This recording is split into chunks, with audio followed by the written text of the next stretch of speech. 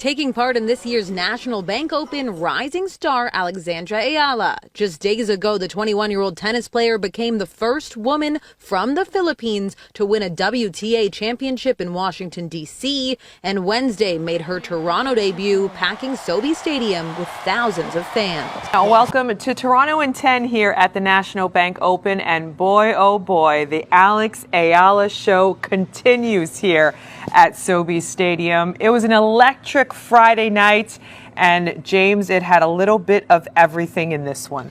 Kagulat world. Nakakatakot na talagang bilis ng pag-akyat ni Alexandra Ayala. Mga kababayan, parang kailan lang, pinag-usapan natin kung kailan makakapasok si Alex sa top 100. Ngayon, world number 20 at hindi ito simpleng hype lang. Official WTA rankings mismo ang nagsasabi, nagtapos si Alex noong 2024 bilang world number 158, umakyat sa number 50 sa pagtatapos ng 2025, at ngayong August 2026, officially nasa top 20 na siya, ang kauna-unahang Pinay na nakarating sa ganitong taas ng women's tennis rankings. And what makes this rise even more frightening for the rest of the WTA is that Alex is not climbing because of one lucky tournament. She is stacking results. Washington changed everything. Alex defeated world number 3 Jessica Pegula 4-6, 6-4, 6-0 to capture her first WTA Tour-level singles championship and the first such title ever won by a Filipino. That championship pushed her to a career-high world number 20. At hindi pa siya huminto. Pagdating sa Toronto, tuloy ang hataw. Tinalo niya si Alicia Parks pagkatapos ay nilampasan si Katie McNally 6-3, 5-7, 6-4 para pumasok sa round of 16 ng National Bank Open. 7 sunod na singles victories na ngayon ang hawak ni Alex. Ang susunod, Olympic gold medalist at dating top 10 star na si Belinda Bencic. This is why Alex's rise feels different. World number 158 to world number 20 in less than 2 years. First WTA title. Deep runs at major tournaments. Top players falling, packed stadiums following her matches. And she is only 21 years old.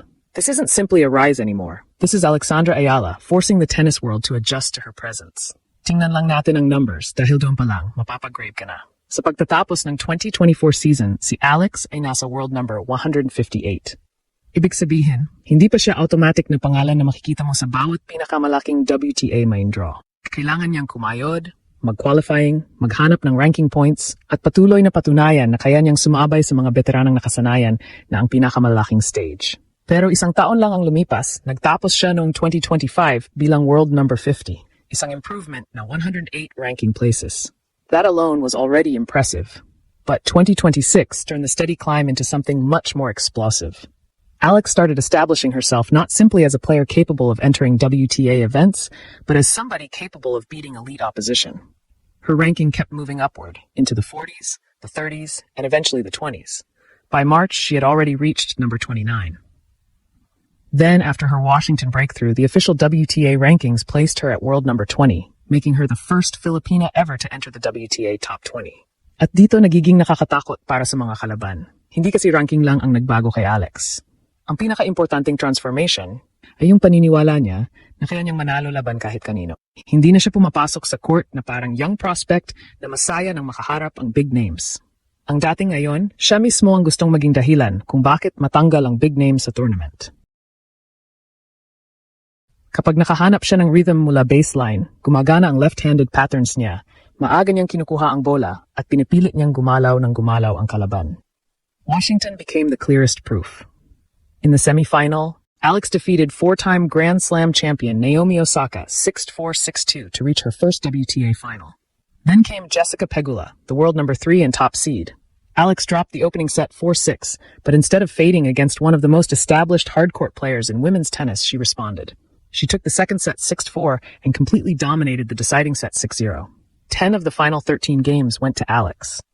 That was not survival. That was a young player taking control of a championship match. At doon siguro nagbago ang tingin ng marami sa kanya. Hindi na pwedeng sabihing magaling itong bata, tingnan natin in a few years. Mga kababayan, nandito na siya ngayon. At 21 years old, mayroon na siyang tour-level championship, mayroon na siyang signature victories laban sa elite competition, at mayroon na siyang ranking na top 20. Napakabilis ng transition mula sa promising Filipina prospect papunta sa legitimate threat sa pinakamataas na level. That trajectory is exactly why the phrase meteoric rise fits. Consider the scale. Number 158 at the end of 2024, number 50 at the end of 2025, number 20 by August 2026. She moved 138 positions from that 2024 year-end ranking.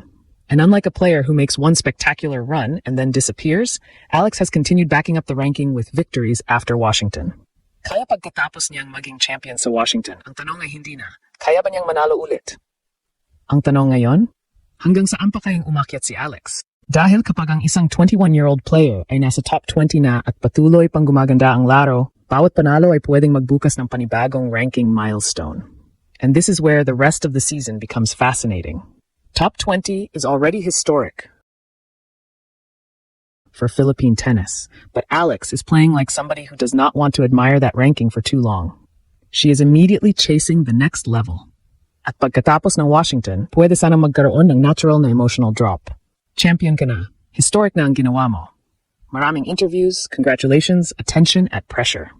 Pero anong ginawa ni Alex? Dumiretso sa Toronto at nanalo ulit. Tinalo niya si Alicia Parks 6-1, 4-6, 6-2 at pumasok sa third round ng National Bank Open.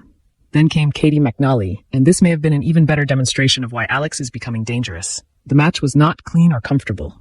Alex had to deal with momentum shifts, a tumble, treatment on her right foot, and a second set that slipped away after she had been in position to close the match. Yet she recovered and won the deciding set to finish a 6-3, 5-7, 6-4 victory. The win extended her singles winning streak to 7 and sent her into the Toronto round of 16. Yan ang malaking pagbabago sa isang rising player. Dati kapag hindi gumagana ang A-game, pwedeng matapos agad ang laban. Ngayon, kahit hindi perfect ang laro ni Alex, naghahanap siya ng ibang paraan. Kapag kailangan ng depensa, dumedepensa. Kapag kailangan ng aggression, sumusugod. Kapag nawawala ang momentum, lumalaban para kunin ulit. At iyon ang kalidad na kailangan para manatili sa top 20. Hindi lang ability na gumawa ng spectacular tennis, kundi ability na manalo kahit pangit ang araw mo. That kind of resilience matters even more because the opposition only gets tougher from here. Alex's next Toronto challenge is Belinda Bencic, an Olympic gold medalist and one of the most experienced high-level competitors on tour. It is another measuring stick, but the fascinating difference now is that nobody should treat Alex as the harmless young underdog. She arrives carrying a WTA 500 championship and a 7-match winning streak. At pati online reaction, halatang nararamdaman ng Filipino fans na may kakaibang nangyayari.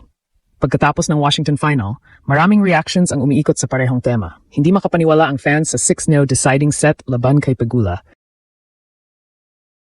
Maraming nag-celebrate sa pagpasok niya sa top 20. At pagkatapos ng Toronto win kay McNally, mabilis na naman ang celebration dahil round of 16 na siya. May comments na simpleng Alex all the way. May nagsasabing sobrang proud sila. At maraming fans ang naghihintay kung gaano pa kalalim ang kaya niyang marating sa Toronto.